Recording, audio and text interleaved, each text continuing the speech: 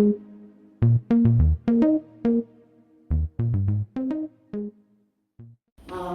ευχαριστώ πάρα πολύ και τώρα θα μιλήσουμε λίγα αγγλικά.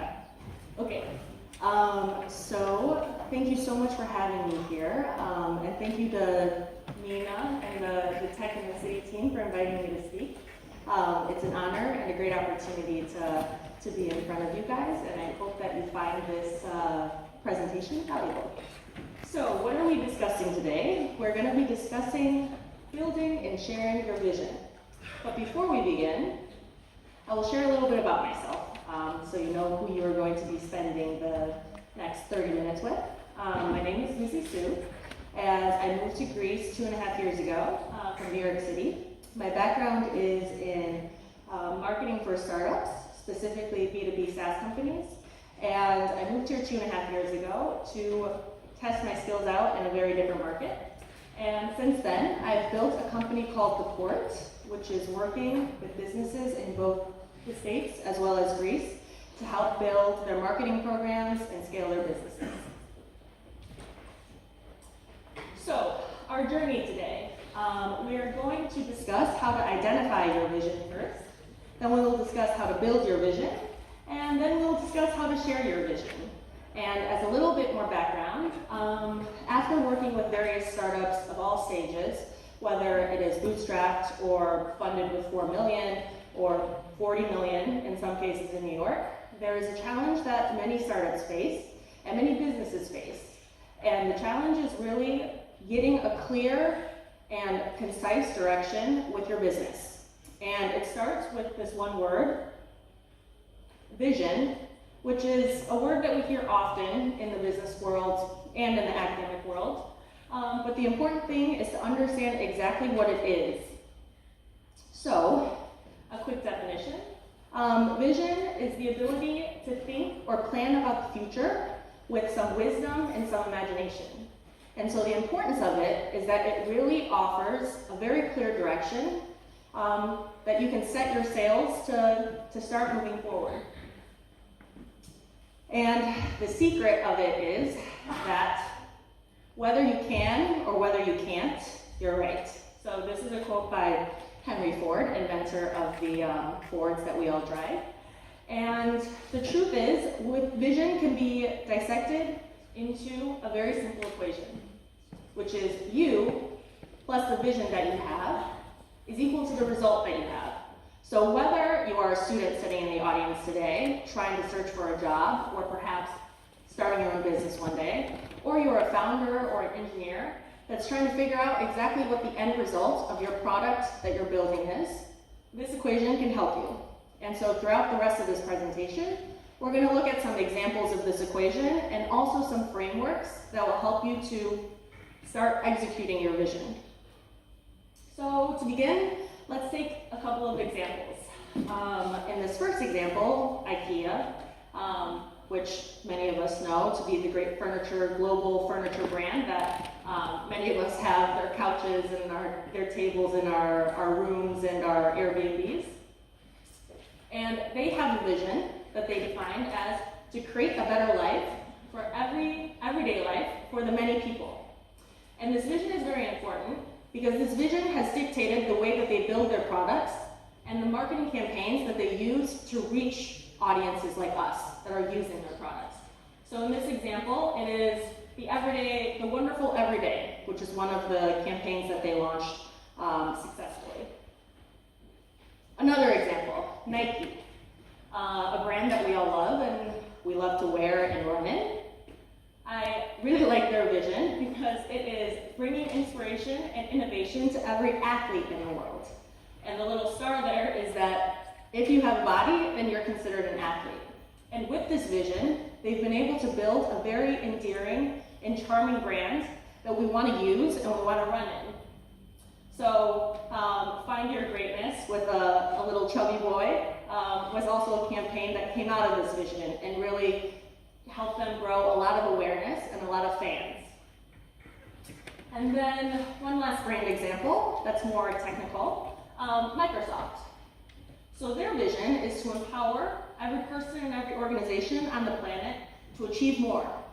And based on the fact that I'm standing up here presenting on a Microsoft PowerPoint presentation in Greece as a Chinese American, they've really done a great job of really building on that vision and making their tools accessible to everybody. And then finally, we'll take it down from the company level to an individual level. A face that we all know, Richard Branson, the founder of the very successful Virgin brand and airline and media company, has a simple vision: to have fun in his journey through life and to learn from his mistakes. And as a result, you see this being embedded in the brand that he's built. It's a very fun brand, and it's a very accessible brand. It's available to humans, and you can feel like you can connect to it if you've fun with it. So how do you identify your vision? There are three main questions that will help you get started, whether you are a founder of a business, a manager of a team, or somebody, an individual trying to establish who you are. So first ask, what are your strengths? A simple question, I know, but really think about it. What is it that you bring to the table? What are you offering? And what do you specifically, as you, have as skills, as interests? And what is it in your specific environment that really enables you to be strong and to be the strongest that you are? Whether it is an environment, a challenging environment that needs a lot of technological solutions and needs ideas and innovation, or a more easy environment where you are able to shine more easily.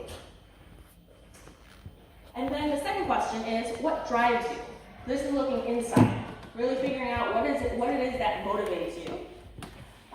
Things such as passion, perhaps overcoming challenges, perhaps ideas that you have when you're in the shower in the morning. And then finally, the most important question is, what is your untapped potential? What is the potential? What is the future you that you see that you can unlock if you just untap the potential that you have?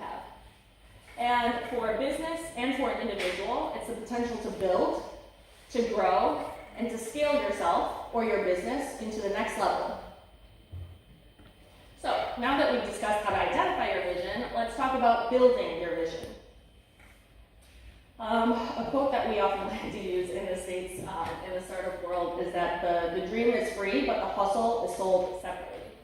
And in other terms, it's dreams don't work unless you do. So very simply put, now you have your vision, how do you actually start building towards it and executing? Let's go back to this equation. You plus your vision equals your results. There's a little addition that we'd like to add, which is you plus your vision plus the work that you specifically put in gives you the result. And so how do you get started? You get started, now we'll go through two frameworks. There's a few levels to it, but they are really helpful in getting your vision organized. So to get started, first framework. Think about things like purpose and importance. What is it that you actually want to accomplish? What does your business want to accomplish? What does it want to contribute to the world? Is it IKEA that wants to make furniture for everybody? Is it a software that you want to scale beyond Greece and reach the States? What is it? And what is the biggest difference that it will make, not just in your life, but in the life of the people that are using it and the people that are surrounding you? And then next, after you've established the purpose and the importance, think about what does the completed project look like and what are the success criteria? So what are specific things, whether it's conversion rate and the number of leads or new customers you have, or perhaps the number of resumes that you send out if you're a student that's looking for a job. With these things, the ideal outcome and the success criteria, you're really starting to specifically envision yourself in that future state. So currently, yourself with just the vision versus yourself after you've achieved the vision. And these questions will help you to start getting organized. And then finally, which is my favorite part of this, is the best result and the worst result. You write out exactly what's the best result if you do take action, if you do send your resume, or if if you do apply to that graduate program, or if you do make the jump and try to start your own business. And then you write down the worst result, which is what happens if you don't take action. I like this because usually with the second question, the answer is you end up exactly where you are. So it's worth it to take the risk and try to achieve your vision. Next framework is as you start building towards your vision, whether it's starting a company or whatever your vision is, you are definitely going to run into challenges. You're going to run into roadblocks. There are going to be moments where you want to curl up into a ball and cry and run back to where you started from, but that's okay because that's normal. And here's a framework that I like to use both in my own business with the ports, as well as with different clients that I work with. It's pretty simple. It's the goal that you want to achieve. So if the goal is perhaps fighting through some bureaucracy or getting funding because you don't have financial means, or trying to get more customers, you set the goal, and then the next step, you list out all of the very specific obstacles that are preventing you from achieving the goal. So oftentimes it's more than 3, it's like 5, 6, 7, 10. But you write down the obstacles, and in this way, you're putting it down on paper, and it seems a little bit more manageable because there is a finite amount of obstacles that you're facing to help you achieve this goal. And then importantly, you move on to the strategies. So specific ways that you can go address each of the obstacles. So if the first obstacle is that I have no contacts, I don't know anybody in the startup world, then the strategy is to come to an event like Tech in the City. If your obstacle is I have no money, then your strategy is to Google how to find funding, or go to the bank for a loan. But this framework hopefully helps you to start to really manage all of the obstacles and the challenges that before you thought were too difficult to achieve. And then finally, you have the result. So, goal to result, and with these simple boxes in between, the path seems a little shorter, hopefully. And also, it's important to remember, famous Greek author Homer quoted that the journey is the thing. So even through the ups and the downs, the challenges that you face, the moments where you might want to quit, that's all what makes it interesting. So keep in mind that, the cliche quote that it's not about the destination, it's the journey. It's actually true. That's what builds character and what helps you achieve the next vision that you have in life. Okay, so now that we've discussed how to identify your vision and how to build your vision, how do we share your vision? So here, we're going to go through some marketing principles and basic branding principles that will help you to distribute your vision, whether it's across your team, to your classmates, or to an entire environment. So we go back to this equation that we're now very familiar with. We have you, your vision, the work you're putting in, and the results.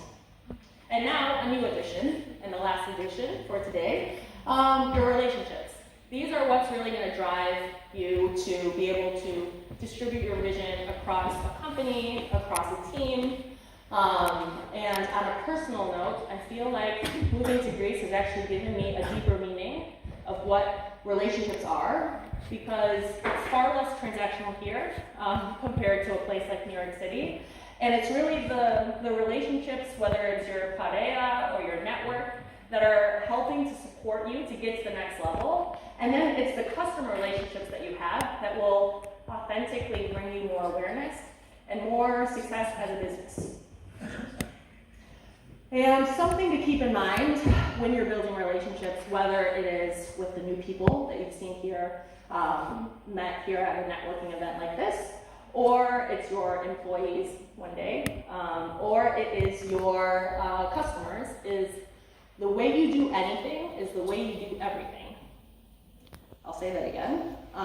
The way you do anything is the way you do everything, meaning that the way that you treat your employees, or the way that you introduce yourself or present yourself, at a networking event, and even the way that you pitch your business. It really is very symbolic of the entire vision that you have.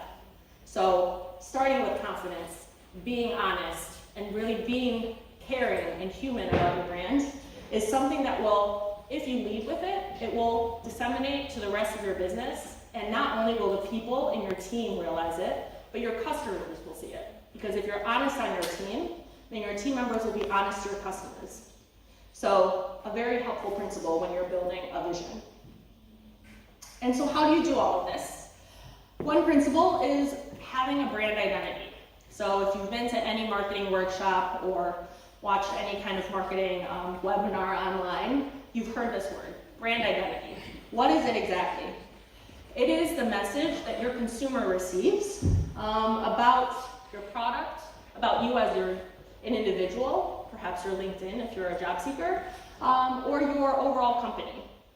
And everything that's related to you or your company go into this brand identity. From the email that you send, the phone call that you make, the sales call that you have, your resume if you're an individual, all of this is you as a brand. And it's important to build a strong one. And here's how.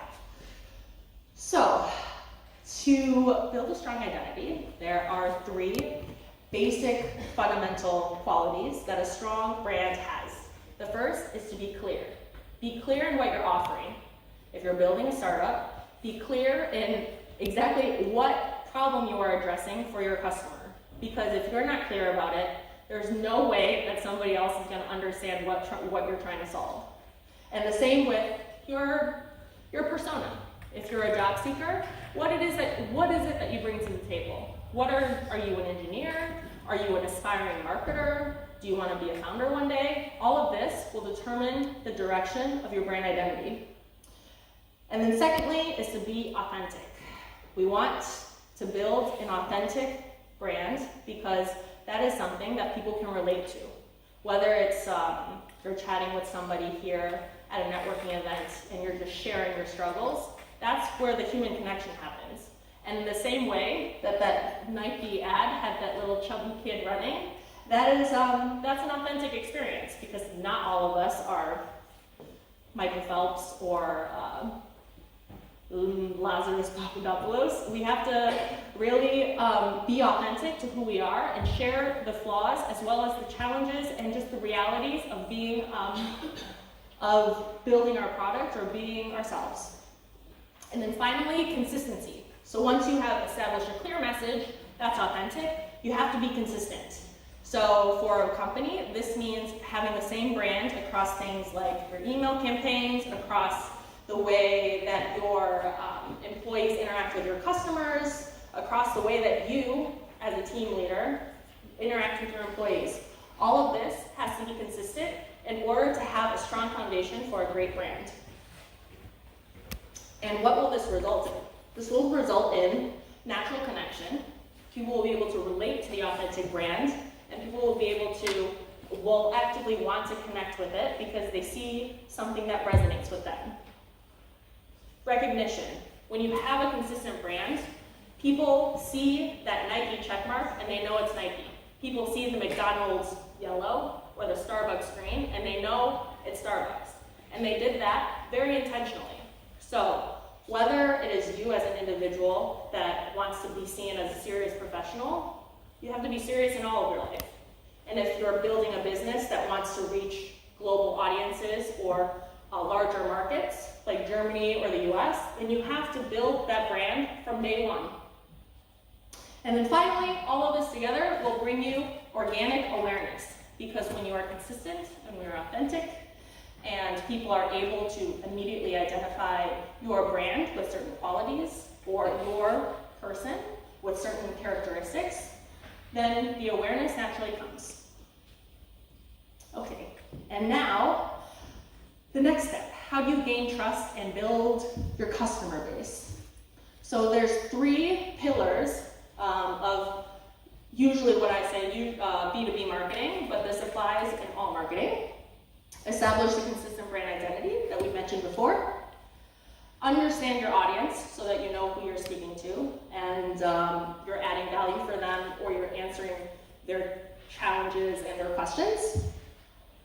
And then, very important, is to always add value first and sell after. A big mistake that I see many companies make is that you go in with the sales call, or you go in with the sales email, or you go in on LinkedIn and you try to find a job, and immediately you make the ask. When you really need to set the stage. You need to give that person a reason to bite, a reason to want to continue the conversation with you. And you do that by providing what I would say 80% value if you're talking to a new customer. And then at the very end, would you like to schedule a call, or would you like to meet with our sales team? But first, you need to add some value. And then together, the three of these will bring you trust and conversions. Because if you have a consistent brand that really resonates with your audience and then provides value for them, then the trust and the conversions, the customers, the job prospects, they will come. So, we'll end with how you can start building your vision today. Three main things. There's a lot of increased resources and capital, especially now in Greece, which many of you probably know because you are in the startup world. But if you don't, there's a lot of funding. There's like over 300 million euros in investment they're trying to distribute to really serious job venture ideas. And then there's also, of course, great incubators and startup accelerator and support like Επέκτασης, and that's just in Thessaloniki. And there's, with all of this, all of the support and all of these resources, there's a growing ecosystem, which you guys are a part of, and we're all a part of. And it happens when we exchange these thoughts, when there are events like this, Tech in the City in its second year.